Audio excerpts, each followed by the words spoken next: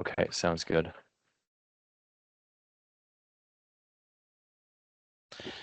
Good morning, good afternoon, all. How is everyone? Apologies, we're having some difficulties with the slides. There we go. They should just be starting any second. We'll give everyone a minute or so to join. Can I just get a quick thumbs up if everyone can see my screen? Excellent. And if I click forwards and backwards, did the slides change for you as well? Quick thumbs up if you just saw the slides change. Yes, there we go. You can always guarantee if the IT is going to go wrong, it'll be from an IT company. Curse of the live demonstrations, but thank you all for joining. Whoever with that smiley face was, I will track you down after this and kick you out of the meeting. I did see that. Thank you. But yes, let's get started. Last minute panic over. So welcome to How AI Strengthens Non-Profit HR Teams. It looks like there's still a couple of people joining. This will be recorded though, so if you missed like 2 minutes of me vamping, so be it. So let's get into this. Excuse me. So my name's James. I'm the head of marketing here at FormusPro. We are a Microsoft partner. I'm assuming you've been on numerous of our webinars before, because obviously, why wouldn't you? That said, this is going to be our first HR nonprofit webinar, which is a little bit of a new area for us. FormusPro have been in the nonprofit sector for the last 14 years. In fact, it was why we were founded, and I'll get into that in a second. But recently, over the last I want to say 6 months, Peter. We've Yep. or Pietro, he goes by either, so whatever you want to call him is fine. We've partnered with Factorial, one of the Europe's and the world's leading HR solutions. They also love the non-profit sector, so we thought, hey, let's get together with Elevate and let's talk about AI and HR within the non-profit sector. Do you want to just introduce yourself a little? Yeah, absolutely. Hi, everyone. So Pietro Russo here. I've been with Factorial now for about 3 years on a number of different teams. Really excited to join James today and talk about how we can help out in the nonprofit space and specifically within the context of HR and AI functionality. There's been a lot of growth on that front within the company, and with us, we've grown 2x every single year, and a lot of that is attributed to the ways that we can help support organizations like yourselves. So really excited to talk about that today. Yeah, one of the big things for me is as I say, FormusPro works with a lot of non-profits, and it's typically the HR department that pushes back strongest on AI. I mean, it's literally human resources. There's just no artificial intelligence in there. And I should probably point out at the very start of this webinar, nobody's trying to steal anybody's jobs. We're trying to make your life a lot easier. And hopefully by the end of this, you should know where AI can help, where it can't help, where it shouldn't help, and actually where to start. So FormusPro, who are we? As I say, we were founded back in 2012, and we were actually founded to help the non-profit sector. Our CEO was the founder, still with us 14 years later. So it's a single owner operator by the name of Glenn. He was working with several tier one partners and didn't like how the non-profit sector was treated at the time by a lot of the big Microsoft partners. A lot of tier ones, so they go into the non-profit sector and they'll land a non-profit client almost by mistake sometimes. It's not anything they were looking for, and that's not good for the non-profit, and it's not good for the partner. You all have got some very specialist needs. It's not clients, it's donors. Just to talk tribal language, it's not just retention, it's donor retention, it's volunteer retention, volunteer management. There's a whole host of stuff that you just don't get in any other sector. My favourite being the amount of resources I was about to say are allocated, but normally aren't allocated. So we deliberately set out to help the non-profit sector. And in fact, our very first client was Anthony Nolan, the blood cancer charity. They're still with us today. Something we're very proud of. So We do everything. We're a full stack technical company. We'll do enterprise development. We can handle your data and AI consultancy. We do a lot of project rescues. We'll do supports. We can train.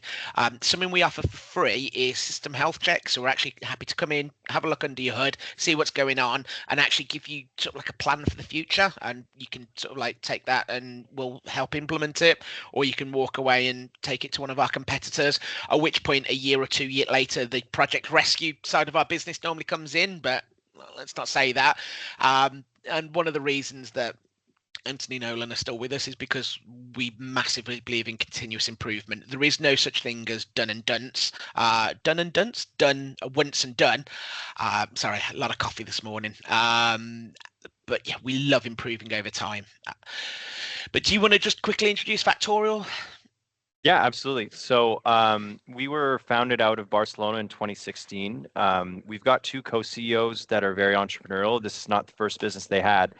And they realized that it was taking way too much time to automate all their processes. And specifically in areas like in Spain and France, there was a need to adhere to compliance laws there when it came to time management and HR compliance. So they created Factorial. And then it's grown ever since. So we're coming into our 10th year now. We reached billion-dollar valuation within our first 5 years of launch, and have since exploded. I'm a great example of that. I'm a Canadian that joined our U.S. office and then switched over to our headquarters here in Barcelona. Started working for the France team before ultimately joining the UK partnerships team. So just to show you the diaspora, there's a lot of different regions that we offer. And in terms of our client base now, we've got about 15,000 and a million users every day that are using Factorial. And we've got about 600 nonprofits that we're really happy to support. So the growth has been really outstanding. All of which is just to say, we understand your problems and your needs, and this is just giving away the knowledge for free. If you want to work with us, absolutely fantastic. But our goal from this is just to take away some helpful insights. And yeah, it says there, I think you've already covered that, but you're currently helping over 500 sort of non-profit organizations. Is that right? Yeah. So for us, we've got some really opportunities, both in terms of stipends that we can apply to the subscriptions, and in general, we found that there's a lot of specific challenges that nonprofits face in the HR context that we're going to get into a little bit later. And there's a lot of different ways that we're able to help. Yeah. So excited to hop on and chat about it today. Excellent. And again, we won't talk about FormusPro too much longer, I promise you. But we just wanted to say, look, it's true. We work with nonprofits, Down Syndrome Association, Duke of Edinburgh Awards, Rethink Mental Illness, Little Princess Trust, one of my favourite charities. So this is something we all get up and go to work for. We're about to get started. Before I do, I just want to say a quick thank you to Microsoft Elevate, because they get upset with me if I don't. So they obviously helped to organise this. So a big thank you to Elevate, who have they're part of Microsoft philanthropy arm. They themselves are a non-profit here to empower every person and every organization on the planet to achieve more. And I'll send all these slides out afterwards, so I'm not going to send on them too long, but they speak about AI a lot, and actually I think it's particularly relevant to this webinar and HR in general. Are we building machines to replace people or to help people thrive? And actually their answer is they believe in advancing AI by putting people first, which is absolutely the right way to do it. They want to bring the power of AI to social impact organizations and educational institutions, because they also look after what's known as K-13 and under. So it's basically year 11, 12, 13 and below. I had to work that out in my head slightly then. But they also donate a lot to the non-profit sector, both in terms of direct contributions and also in terms of discounted licensing. We obviously also discount for the non-profit sector as well. So a lot of our commercial clients would give their right arm to actually get access to the prices that you all get on a daily basis from Microsoft. But that's enough.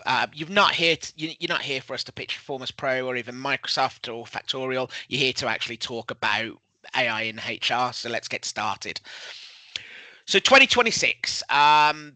And I think before we talk about AI or tools, it's worth grounding this down in reality.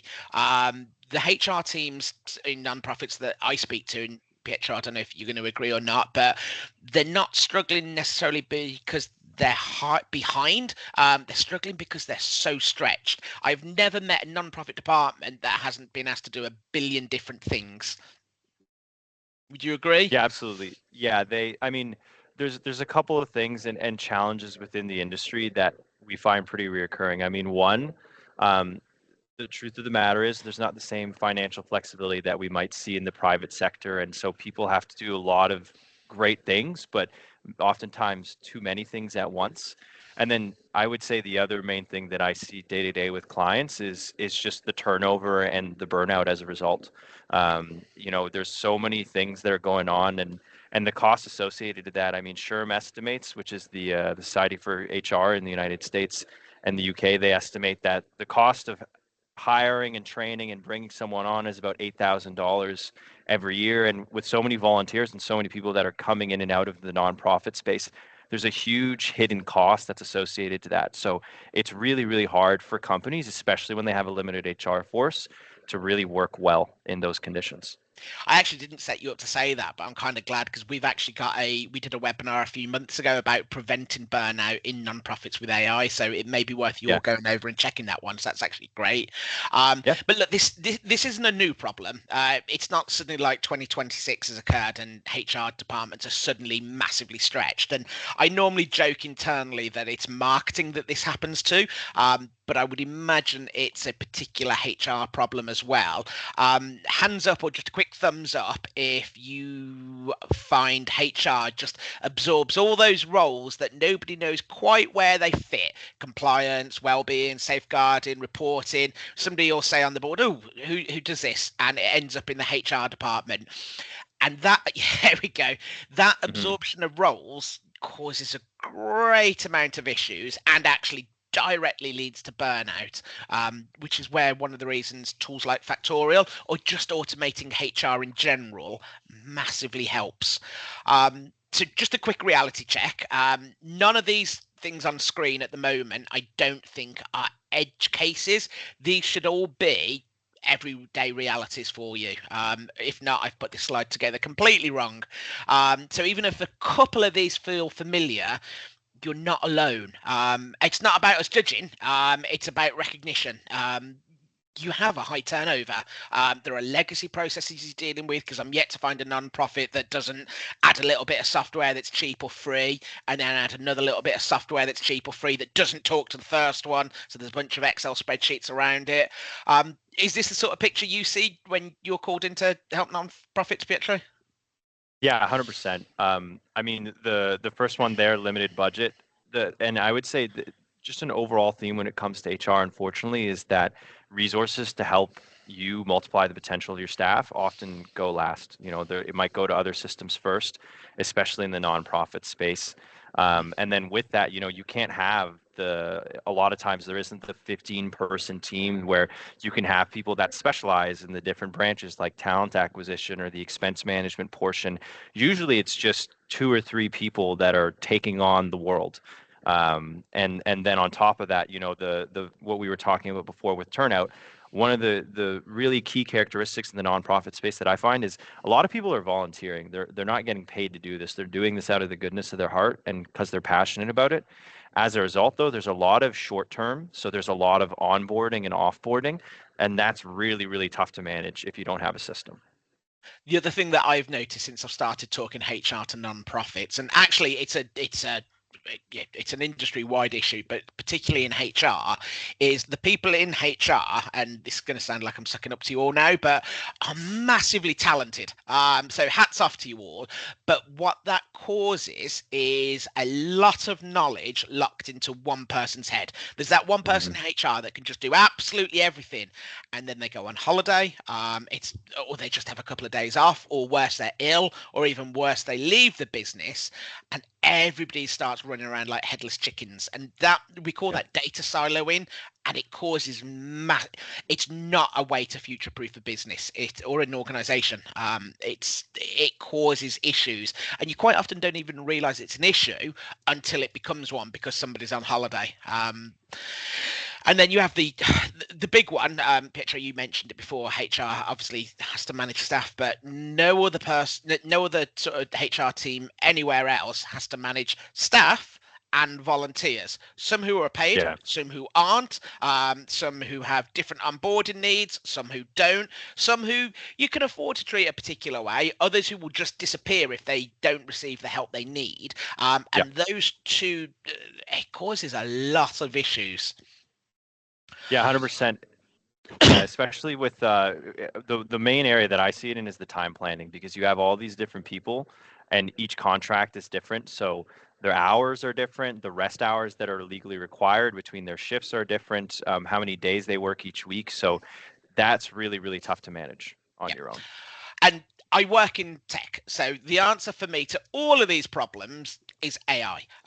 There is AI at the moment. It's both one of the most overhyped, but also one of the most underused systems. I've never seen anything like it in 20 years of my career. On the one hand, it can do absolutely everything. On the other hand, nobody's really using it. It's weird. There's also a bit of a pushback. I am sick to my back teeth of hearing the word, oh, it's AI slop, which actually got added to the sort of colloquial dictionary last year, AI slop, just because of the amount it was being used online. And there are a lot of people, particularly I'm going to say creative sectors, creative industries, and those working closely with people who do push back about it, which is where we get to the AI eye roll. And if you have ever sort of like rolled your eyes at AI, this one's aimed at you slightly, and not in a bad way. It's just AI is there to help. It's just knowing where to start, because you don't know what you don't know. And my big takeaway from this slide is it's not going away. It's not going to disappear. And the organizations that do use it the best are the ones that are going to do well. We all know there's only so many donations out there. We all know people are unfortunately giving less and less, and it's harder and harder to find those donors. And the people that are going to be collecting them are the ones that utilize AI the best. Do you get, I mean, Pietro, I don't think we've actually discussed this slide much, but do you find you get the AI role, or?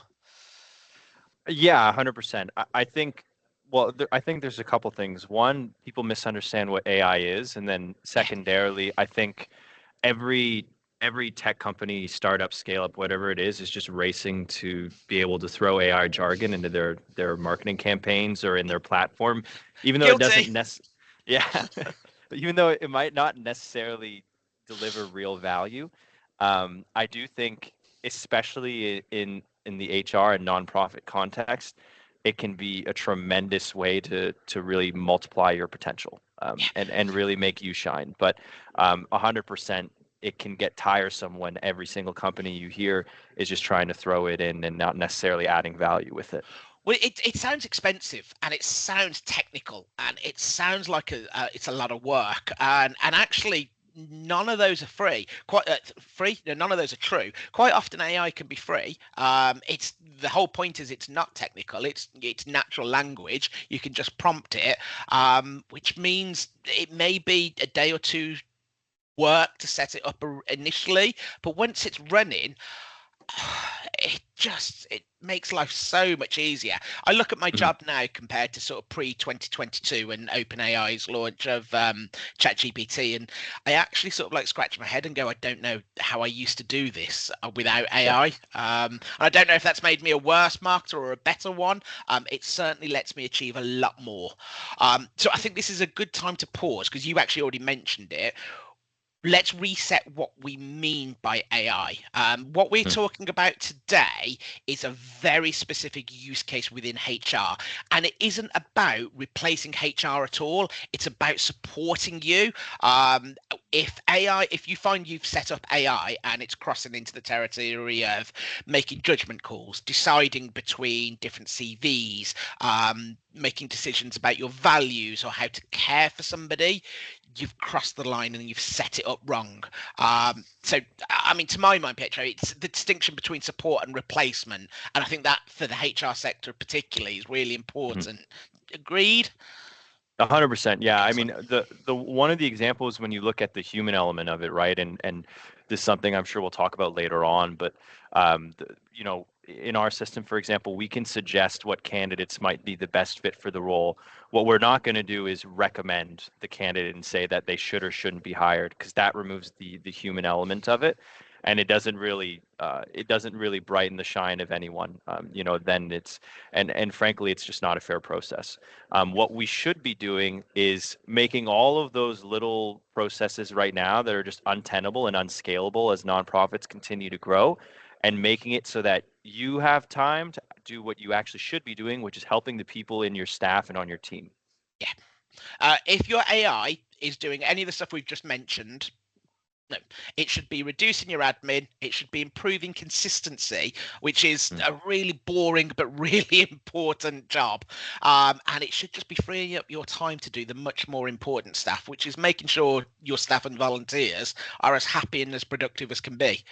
Um, so the next slide that we want to talk about is actually because a lot of people don't realize you probably all think, oh, I know what I do on a day-to-day basis, but actually it's not until you stop and sit down and start talking about it that a lot of people realize just how much they spend on stuff that they shouldn't be. And it's this loop that slows people down and where the pressure really starts to build. And hopefully you should be recognizing this, but chasing other departments for information, chasing new starters, chasing volunteers for information to onboard them, the repetitive tasks that just, oh, it's Monday, I've got to do this, and this again. It's fixing mistakes. It's like, oh, you got your date of birth wrong.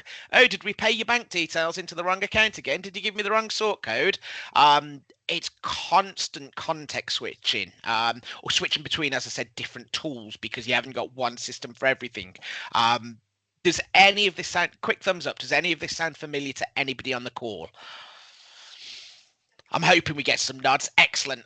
So Petra, do you want to talk us through just where you found HR time gets pulled the most, and actually, a little bit about how you've Factorial have recognized that and what you've done about it?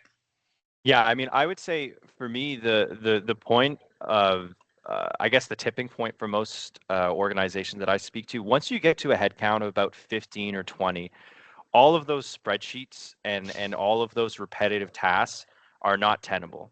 And frankly, it's near impossible to scale at that rate when you're still working off of a manual process. So I think this cycle is a good encapsulation of it.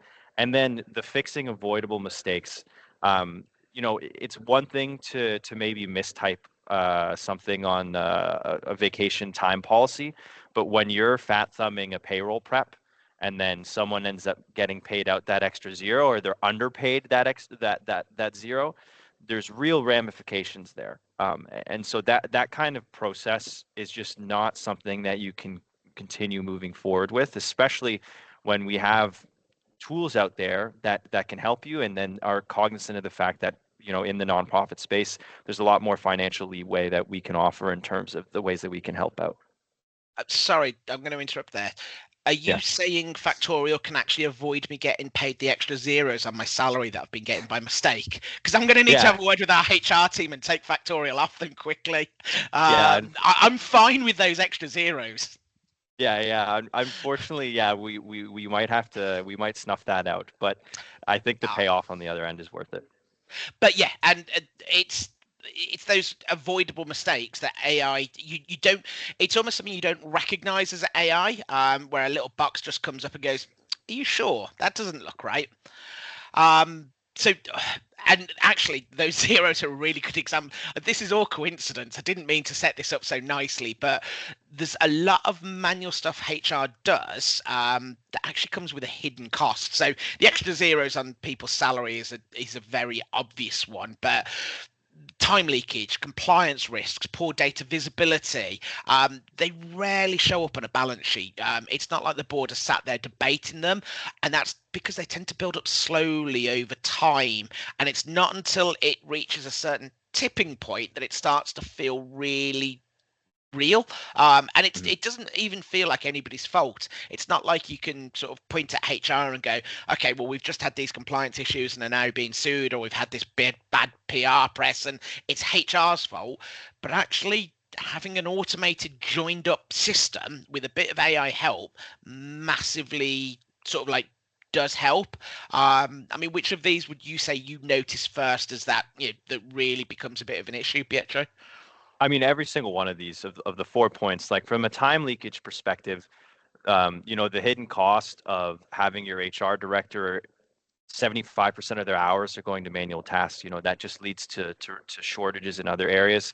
Compliance risk, like we said, the fat thumbing of the zero, maybe not communicating company policy in a way that's easily to digest, or it's tough to communicate to staff. Poor data visibility. I mean, it's shocking how, I mean, and it's not, this isn't to say to shame anyone here. It's just, the vast majority of companies don't have easy access where they can manipulate the data. And with that, they can't make informed decisions. So in terms of how to run their business, and then the exhaustion, I mean, if 75% of your time is being spent towards control, command, copy and paste, you're I would lose my marbles. So I mean, eventually it's just to the point of burnout, and we've already addressed how that's a big issue in this industry in particular. Fortunately, I'm well ahead of the game there for you. I lost my marbles a long time ago, so Okay. All right. Very I don't good. have to worry about that anymore. Okay.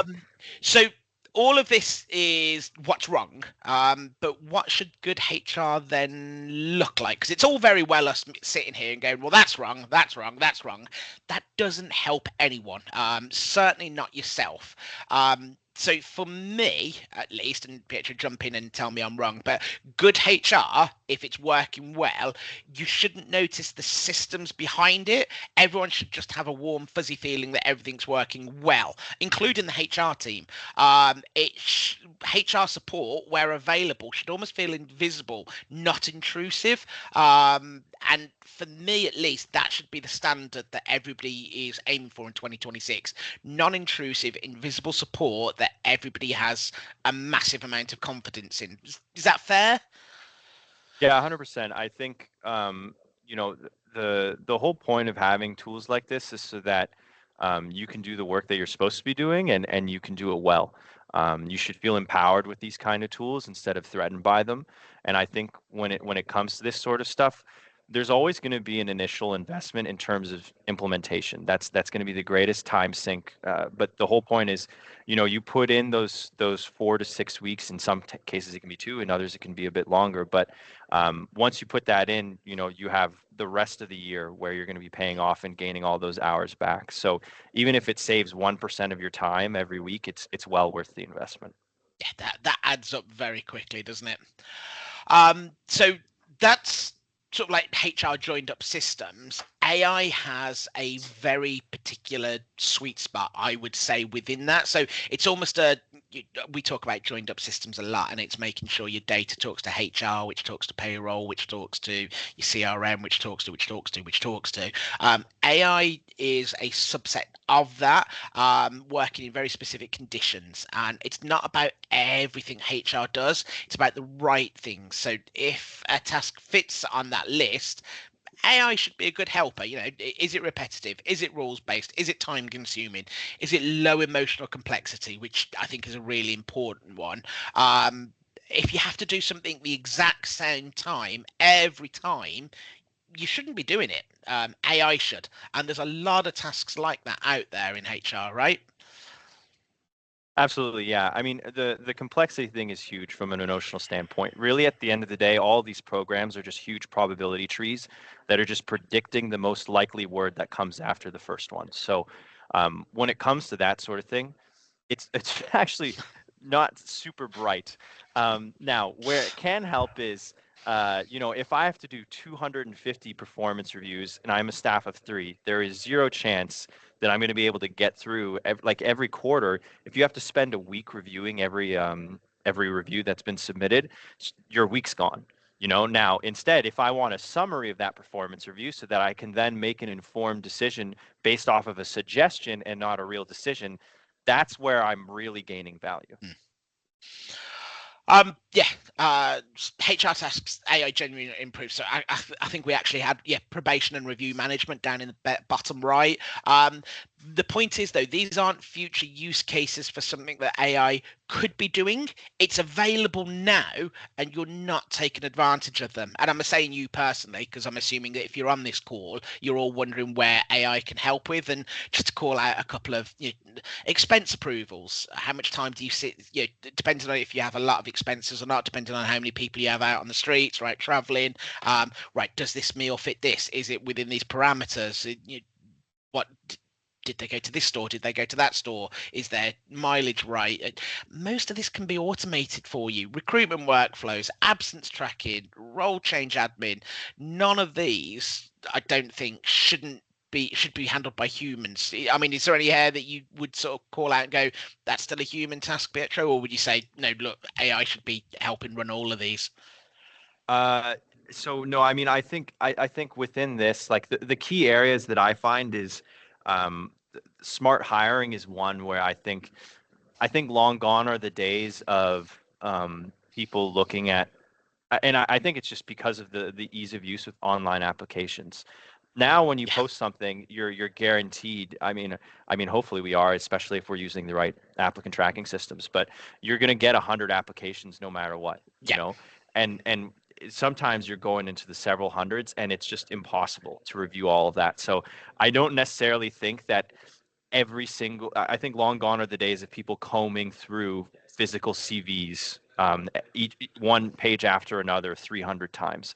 I think another aspect of that is something like, for example, the suggestions and trainings that come with managing staff. I think that you should be able to do a performance review, and you should be able to understand, okay, this is what happened in the review. More importantly, what are the next steps and the action plan that we need to sign in order to actually improve on that talent? But every single one of these, you'll see that there are ways that we can automate it, but those two stick out to me right now.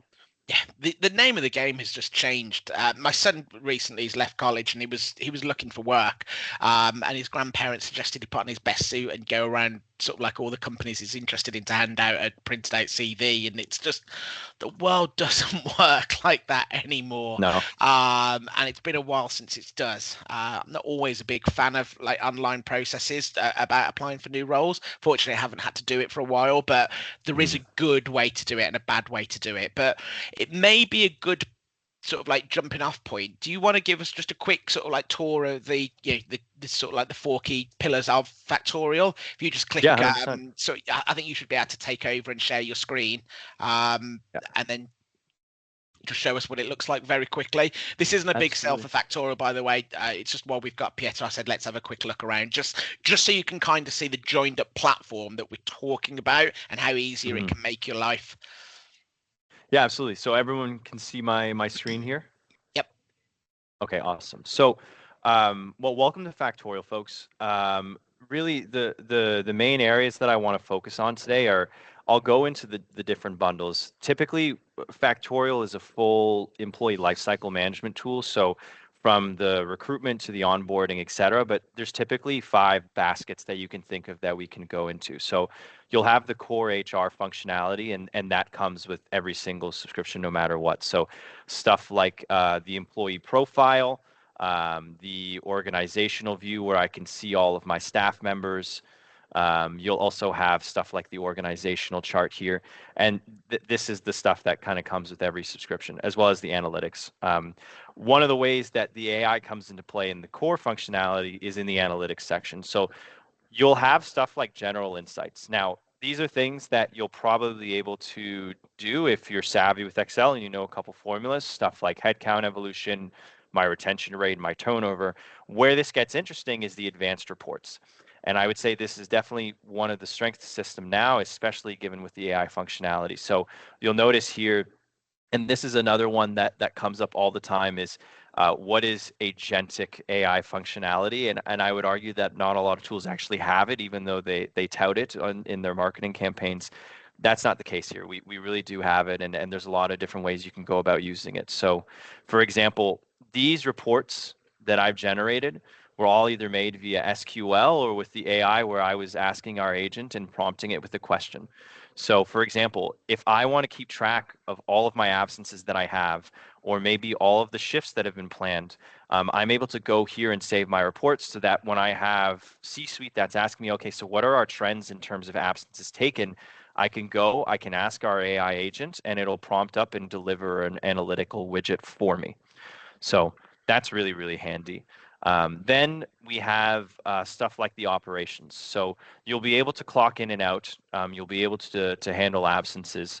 I would say another way where this gets really interesting within the AI functionalities in the shifts. Because I'm able to create a shift here, and I'll go to a section that's empty here. So within coverage, if I select a workplace, so let's say I want to go into my UK office here, and I want to apply a coverage, and I want to add employees to that coverage. I would actually be able to schedule based off of a generated coverage here. So I define the period, and then I want to say that I know that I need 5 line managers for this date, and it's based off of this saved shift. I would then be able to adhere to their minimum rest hours, the hours of the week that they're expected to work, how many days they're expected to work, what's their balance looking like for the period, and then it'll automatically plan those shifts for me. Now, when I look at something like that, that's such a huge time save, especially in the nonprofit space where we have a lot of volunteers. We've got a lot of people on different contracts. So this should be a huge time saving there. We also have the document reading. So every person will have their own document section. So you can have as many different folders as you would like. Where this gets interesting is stuff like in the templates, because you can have templates that are fillable and have drop-down variables. So if I decide to send this to someone like Alice, it's going to take all the information from her profile and then fill in all of those fields for her. The same thing can be said if I want to add company policy. So for example, I have these 6 different folders that I want to communicate to. And then I can see I have my vacation time policy, and you'll notice that I can ask my agent, what does my accrual policy look like? And it'll tell me exactly how many days I have in terms of carryover or accrual, or how many days I have left. The other portion that we can talk about is talent. So this is my personal favorite, and I think a really big differentiator for us. So we've got the engagement tool. So you'd be able to do, actually hop into performance first just to show you what this looks like. So I've got an example here of a review. Where this gets really cool is if I look at a completed review, I can see here I have a competency assessment based off of the roles that I have in the organization. So from a career planning perspective, if I know that I want to become a line manager, I can attribute competencies and say, well, I need to have a 4 in that skill set before. Oh, here, actually, I'm on my own review. Let me go to someone else. No, no, no, Uh, no. Let's stay on your review. That sounds much more interesting. No, it's just because I want to show everyone what the alignment score looks like between a manager and someone else. So this is when I was talking about having 3 different or 300 different reviews that we need to go through. One of the benefits is here you'll see I have an AI summary of the performance score, the alignment score, the strengths, areas to improve, and then suggested action plans for each person. So obviously, long gone are the days of me being able to look through 200 reviews. Here, I can take the suggestion, I can then start an action plan, and then I can attribute overall performance, and then I can add comments to the questions, create KPIs. So that way, I'm actually not only evaluating talent, but making suggestions on how to improve it. And then from there, how do we make sure that's actually being upheld? Well, we have the engagement functionality where we can do stuff like the one-on-ones. And within this, I'm able to look at past reviews and get AI summaries of a last meeting recap. I can create new one-on-ones that are recurring at a specific date and time. And then from there, I'm able to go to the meeting both in person, and with that, I'll get AI support, and it's actually going to give me a transcript based off of the dialogue that I have in the system. So if as I'm talking, this will pop up here. I can have the AI chat, so I'm able to ask for any goals or blockers. In this case, that's a demo working its magic there. But I'm able to see any goals or blockers, and it'll actually give me suggestions based off of past reviews and past one-on-ones. So that was my really rapid speed run through everything in the system. But you can see there's a lot of different ways that AI comes into play and how it's used. Yeah, as I say, we didn't want to necessarily show you Factorial. What we wanted to show you what a modern, good, joined up HR system can look like and should look like. So I'm just going to quickly go back to the slide deck, and I've got a nasty feeling it is going to take me back to slide 1 because again, technology. Let's find out. Yes, of course it did. So let's just quickly skip forward.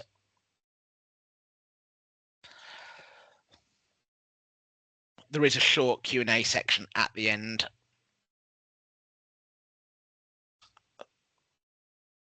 There should just be a button that I can press to navigate to a particular slide, so my apologies. We are very nearly there.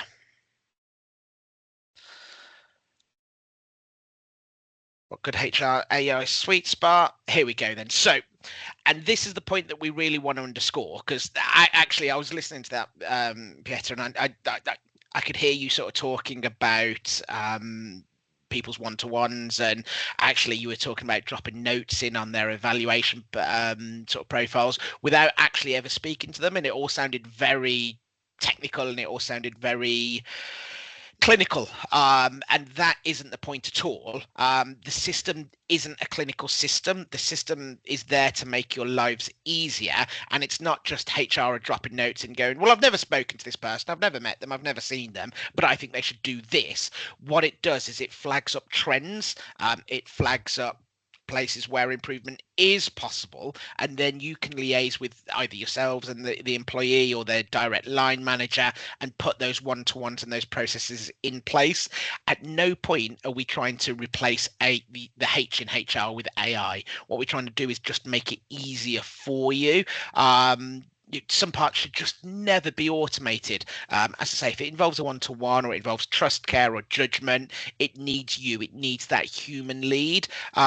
We just want to show you that AI supports those moments. And I don't mean to bash Factorial there, but I'm sure you'd be the first to jump in and say, look, it's not it's cynical, it's not clinical. It's just there to facilitate that and make the process easier, right?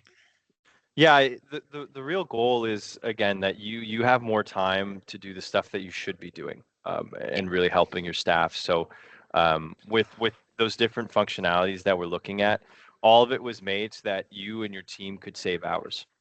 Yeah, I completely agreed. So let's go. This is the salesman in me, sort of overcoming objections to AI. So these are some of the common concerns that me and Pietro hear all the time. We're not ready for AI. Well, most organizations don't feel ready. The point with AI, I think personally, is to start small. You start small, you prove value, and then you grow from there, even if it's just using a bit of Copilot or ChatGPT. Our data's too messy. It's more of a technical one there. But if you've got 73 different spreadsheets split up over 40 different systems and sort of different software products, it's messy data is the starting point of AI. It's where it begins. We don't have the time. Well, I massively disagree with that one, because actually all we're trying to do is save you time, and our teams won't use it. It's HR. You've got to lead by example. But actually, if the tool feels useful, I guarantee it will. Would you add any to that list, or? Yeah, I mean, I think well, one is the compliance portion of it. So GDPR is really big. How is our data being used and shared? So that's one thing with Factorial, for example. All of the prompts that you use and the information that our agent's taking is strictly from your own data. It will never be fed into other different accounts and used to train our model. So there are concerns there with safety and data protection, and we completely get that. And it's one that comes up a lot, but rest assured, it's tight and your data is secure and safe. Yeah, I probably should have mentioned GDPR as well. You can tell I work in marketing. It wasn't even on my radar. I didn't say that. Might edit that one out of the final video. So what's the ideal plan going forward? What should you be doing for 2026?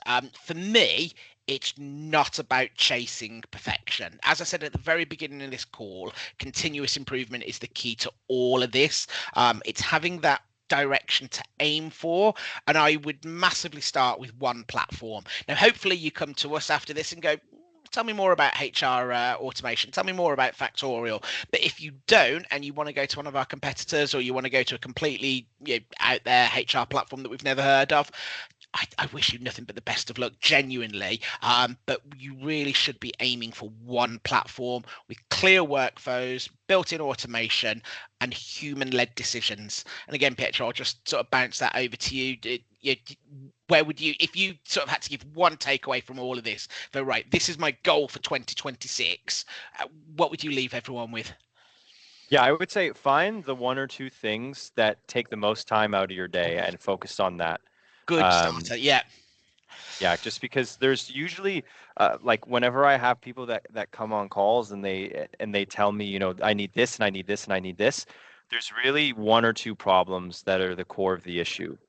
And if you can save 1 hour every day from a repetitive task, then that's a huge win, because that's an hour that you get back and that adds up a lot over time. And that is about it. So we're going to move to the Q&A portion. If you want to connect with me or Pietro or follow FormusPro, absolutely there. If not, drop your questions in the chat. Me and Pietro will hang here for another few minutes. We're available. It's a free resource. Take the most of us. If not, I'll follow up with the video in the next, it'll probably be early next week, because I'm unfortunately not in tomorrow to edit these videos down and send them out. But if not, you'll get the follow up in the next few days. And hopefully we all speak soon. Thank you very much from me. Yeah, thank you everyone for joining, and looking forward to answering questions if you guys have any. Just seeing if anybody drops them in the chat. Let me just check the Q&A, because there's a Q&A section and a chat section. You can drop them in either. The Q&A, you can just do stuff anonymously. It doesn't look like anybody has any questions, though, which means we've either done an absolutely amazing job or everybody's just really shy. So what I'm going to do there... Oh, somebody's typing. Oh, it's just a thank you. You're welcome, Sarah. So I'm going to click end event. I'm going to end the event now, and thank you all for joining. Appreciate it, everyone. Take care.